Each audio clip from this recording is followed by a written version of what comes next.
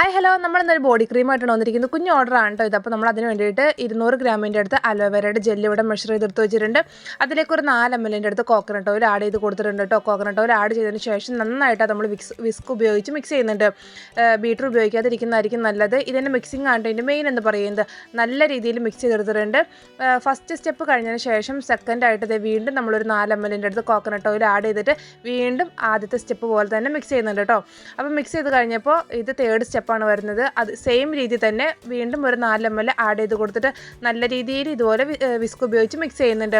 Total നമ്മളിപ്പോൾ ഏകദേശം ഒരു 12 ml അടുത്താണ് കോക്കനട്ട് ഓയിൽ ആഡ് ചെയ്ത് കൊടുത്തിരിക്കുന്നത്. ഇപ്പോൾ ഈ ഒരു കൺസിസ്റ്റൻസിയിലാണ് നമ്മുടെ ഒരു ക്രീം കിട്ടിയിരിക്കുന്നത്.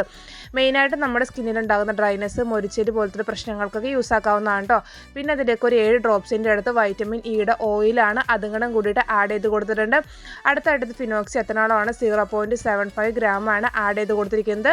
പ്രിസർവേറ്റീവ് ആണ്, കൂടുതൽ കാലം ഷെൽഫ് ലൈഫ് കിട്ടാൻ വേണ്ടിയിട്ടാണ്. പിന്നെ അതിലേക്ക് ജാസ്മിൻ്റെ ഫ്രാഗ്രൻസുകൾ ചേർത്ത് നല്ല രീതിയിൽ വീണ്ടും മിക്സ് ചെയ്യുന്നുണ്ട്. ഫൈനലി നമ്മുടെ pH കൂടെ നോക്കുകയാണ് കേട്ടോ. പിന്നെ അതുപോലെ കഴിഞ്ഞിട്ട് നമ്മൾ ബോട്ടിലാക്കി ഫില്ല് ചെയ്തു.